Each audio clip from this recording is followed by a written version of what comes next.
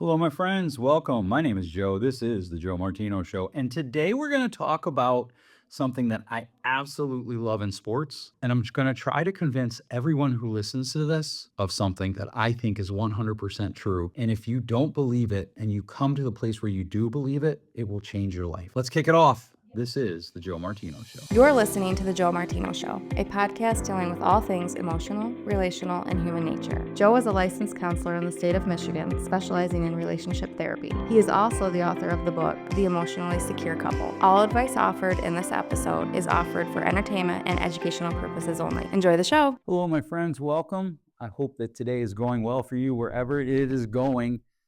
To be honest with you, I wasn't sure if this episode was going to go up. I'm trying to figure out what I'm going to do for the summer. I did not take the summer off last year, and it showed at the end of the year. I felt like the quality of the shows went down. I felt like my ability to get things done well went down as the year went on, and so I don't want to fall into that trap again. And so I don't know what we're going to do this summer. I'm not sure. I think we might go every other week. I might do like just 8 weeks of the top 8 episodes where we show them or we replay them.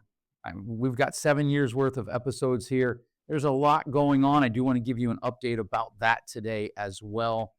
The problem with the previous episodes is we don't have those video recorded, and we do now record this for YouTube. So I'm not sure what we're going to do there. I still think that is what we're going to do, that we're going to just go forward with. We're going to do something like that where maybe every other week I'll come on, and then on the opposite weeks, we will do some of the most listened to episodes throughout the years. It's hard to believe that I've been doing this for 7 years. Okay, let's talk about some of the updates. We are continuing our discussion about a Hiding Behind God podcast, or Does God Care About Your Theology? I'm working on the name there. For those of you who don't know, which if you don't know, I don't know where you've been because I've read a chapter from the book, I think 2 weeks ago. I'm writing a book called Hiding Behind God. It's actually probably part 1 of a trilogy, and the whole trilogy would be called Does God Care About Your Theology? And certainly God does care about our theology. For those of you who just, your eyes glazed over because you don't listen to this for religious content, I get that, and that's why we have 2 different things. The best place for you to find information about this is you can connect with me on Facebook. I think it's facebook.com/joemartino.16 or something like that. But you can find me. If you know what I look like, you can find me. My face. I don't even know what my current Facebook profile picture is. Doesn't matter. But I am working on that book, and my daughters and I are going to do a podcast about it. I know my oldest is part of it. My middle daughter, I'm sure, will come on. And we're just working out the logistics of that. What does that mean? So we're working on that. Of course, that's more time. My daughter is getting married this fall, and so there's obviously preparation and time for that. My future son-in-law has moved to Michigan. He's actually on the team helping us do the marketing. I think you're going to see a lot of exciting things there. And so as we continue to move forward, these are the changes we're making. And I don't know what that means exactly for this podcast. I told a friend of mine this past weekend, I was like, I've been doing it for 7 years. I feel like at some point I've shared with you all the things that I have to share. At some point, people are just going to get tired of my voice, and they're going to move on to something else. And I do have ADHD, so writing the book has been fun. I'm literally rewriting it in a totally different style. I'm going from traditional essay prose to a more lyrical approach. It's really difficult, a ton of fun. I'm dreaming in it, which speaks to its difficulty, but it is a ton of fun for me. I actually find it calming, although very difficult. A fun paradox.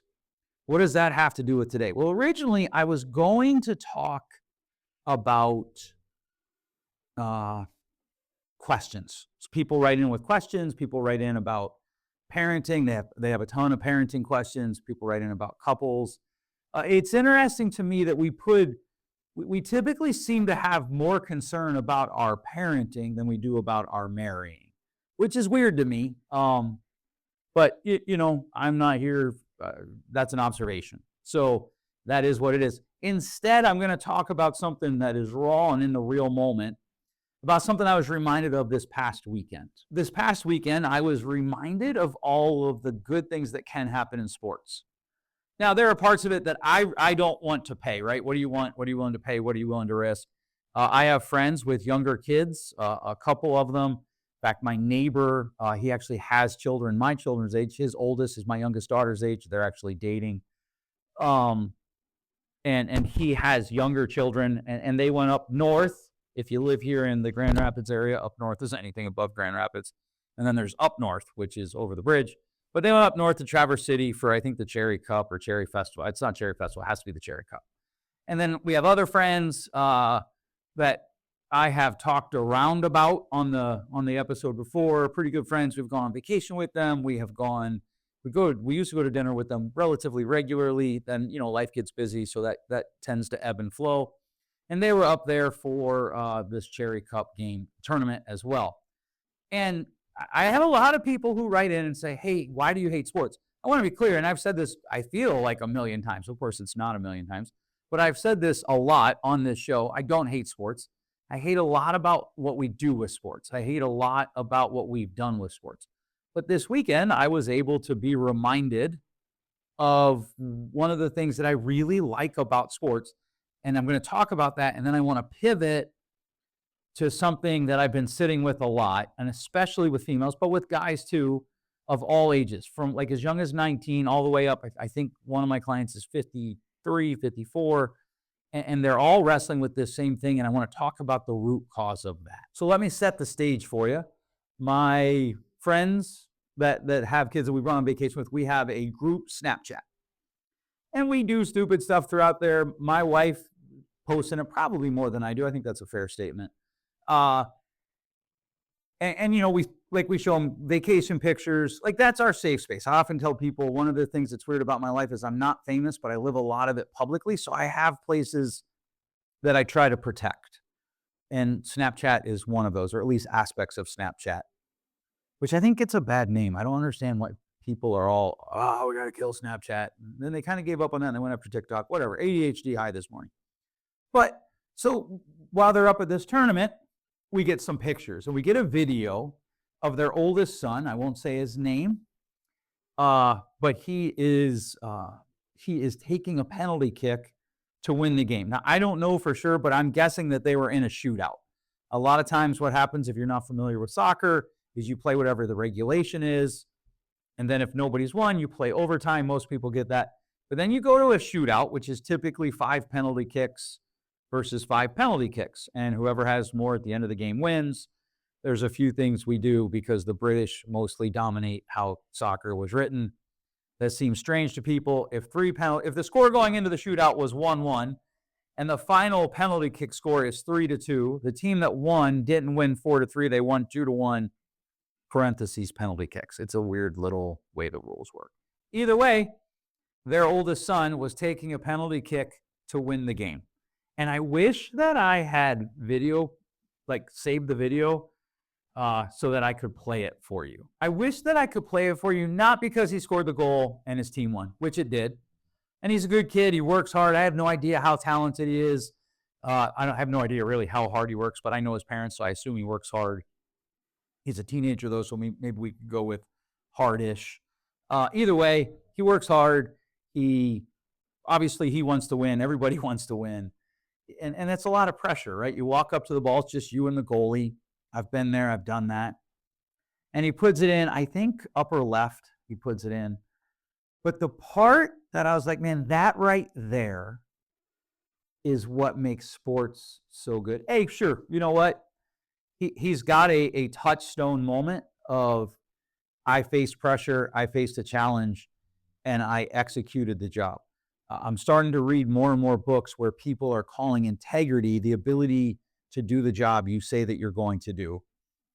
Moving it or layering a definition to the word integrity. We're very comfortable typically with the definition of you do what you say you're going to do, as in you speak truth, right? And those things.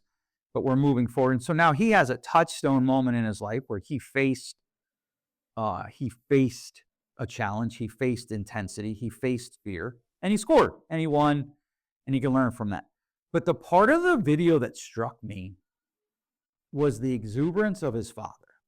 Like, I could hear him before I could see him because clearly mom has the phone on the kid taking the shot. And you can hear the pure, unadulterated joy in his dad's voice when he is cheering. And it's just, yeah. And you can see his left elbow. And then you can see very briefly him. But here's the thing, and it helps that I know the dad.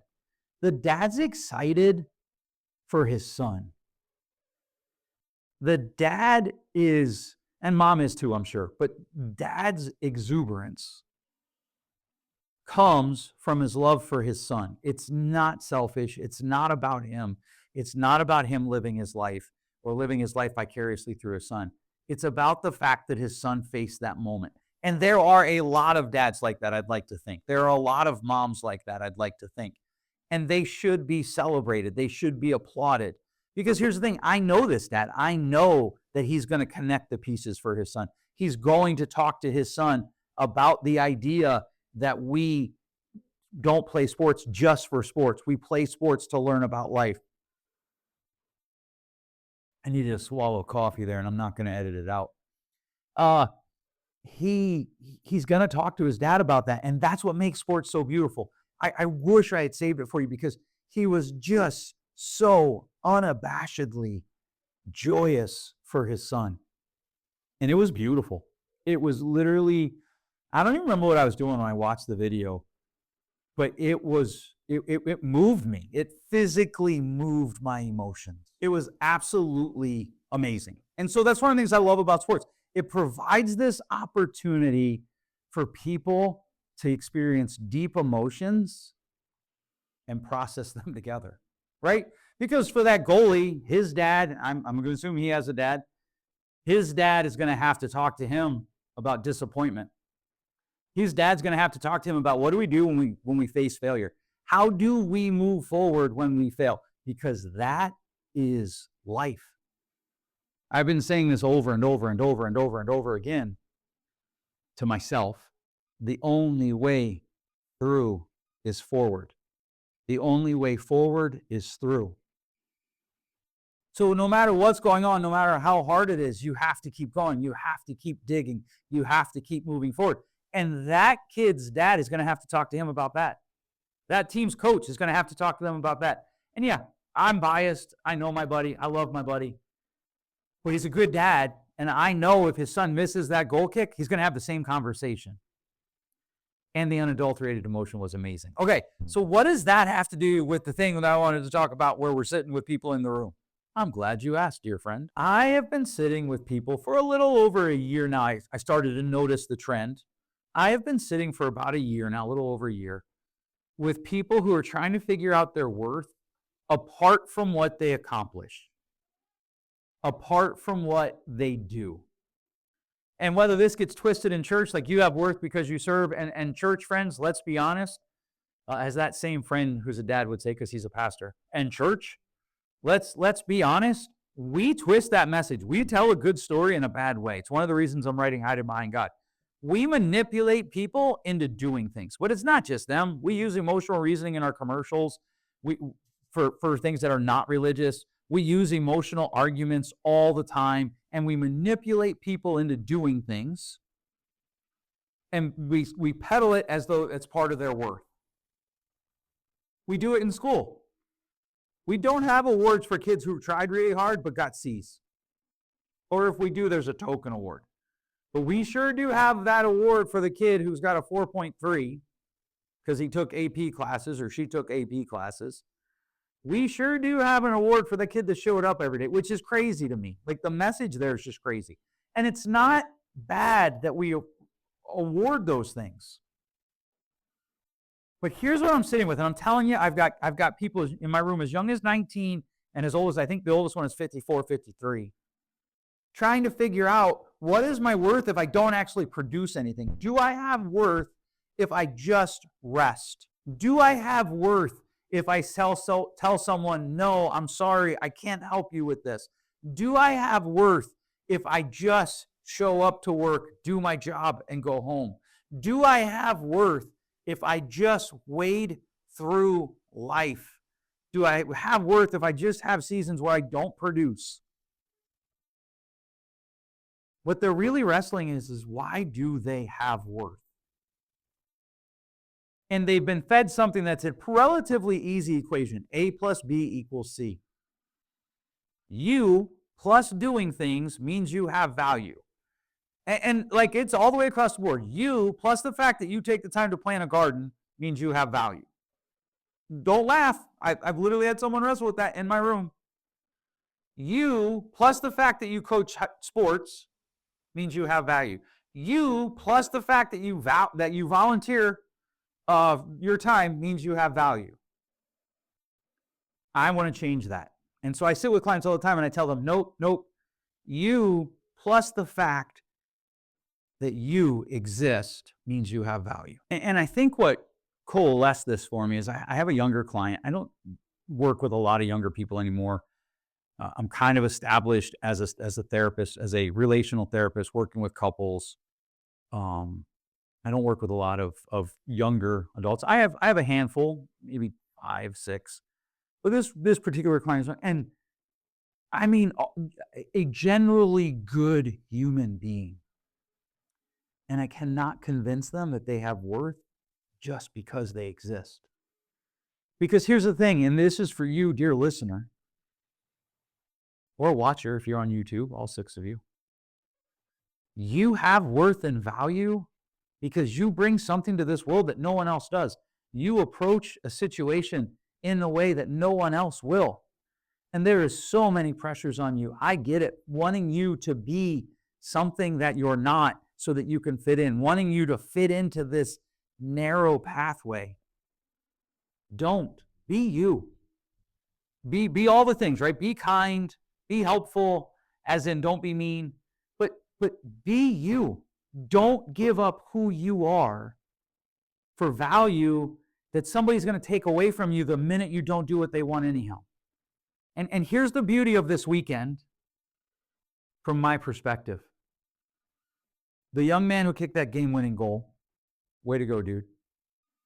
He doesn't have any more value than the goalie who wasn't even close to it. And I think this is one of the reasons we struggle with actual real feedback in the world. Because we're now about the 3rd generation of people that we have raised with the only feedback you get is positive.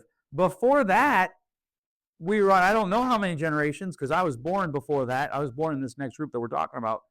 The overarching message was you have value if you produce. That, my friend, is hogwash. You have value just because you're you. Now, I'll tell you this. Here's something that I think is true. You have value because you show up. You show up for your friends. You show up for the person in need. You show up for the person that's hurting. You don't have to fix it. You don't have to bring talent to that. You have to show up. But I will say this. I was watching a TikTok. Ooh, the Chinese now have all my secrets. I was watching a TikTok where a guy said, I actually think showing up is a talent that has to be developed, because if showing up and hard work, or working hard is what he was saying, wasn't a talent, everybody would do it. And there's a lot of people that won't show up. And I was like, man, that's good. That's gold. But you don't have to show up to have value. There are times where you have to show up. You can't spend your whole life for yourself. You can't spend your whole life just on your merit. My friend's son didn't win that game by himself Saturday. I don't know how many other kids were on the field, because it's not, I don't know. I'm hoping it was 11. Might not have been. Or a big 21 other kids, because 22 total. All right, my ADHD. Sorry. But he won it with his teammates. And that's what makes sports great. We can talk about life with them when we do that. But don't buy the lie that you don't have value because you're not producing. Don't buy the lie that you only have value when you do the spiritual things. Don't buy the lie that you only have value when you do things for other people. I wish I could hug you. And that really should mean something, because I don't like to hug strangers. And I could tell all of you, listen to me. I don't care what you've done. I don't care the mistakes you've made. I don't care the regrets you have. I don't care how you've screwed up. I don't even care how you've hurt other people in this moment. I want you to know you have value. And some of those things, if you've done them, you're going to have to go back and make them right. But your value won't go up if you go back and make them right. Your value is static. It stays. It's not defined by what you produce. It's defined by the fact that you were created with value.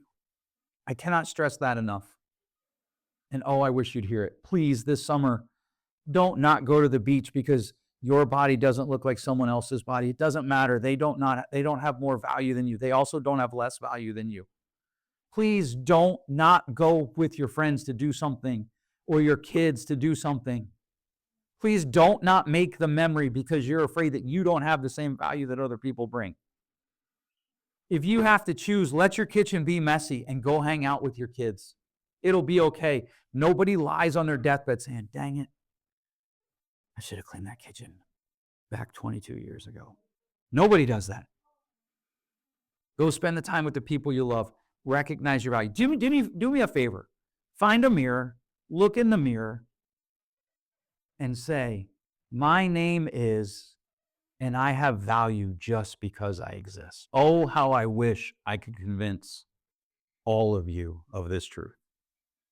Okay, my friends, I hope that your week goes well. Have a great Memorial Day weekend. I'll let you know what we're going to do with this thing for sure. We're not going to kill it, but I don't know what we're going to do. We'll figure it out for the summer. I am going to need some time off. Maybe we'll just take the summer off. I've done that in the past and it worked well. We'll see. Either way, thanks so much for listening. If you found value in this, please feel free to share it with a friend. We find value in sharing things with people that we find valuable. And if you found value in it, they might too. And it helps me out. If you haven't already, give me a rating in that podcast store. And be on the lookout for my next book, Hiding Behind God. What happens when we use God in ways he never told us to? If you're interested in more information, you can always sign up for both blogs, Emotionally Inclined and Does God Care About Your Theology? Go to joemartino.com. You see right there on the landing page where you click here to sign up. And I promise I'm never going to sell your email, nor am I going to spam your inbox. All right. Thanks so much for listening. We'll catch you next week. Thanks for listening. If you enjoyed today's show, please share with a friend. And hey, give us that rating in your podcast store. Until next time, change possible.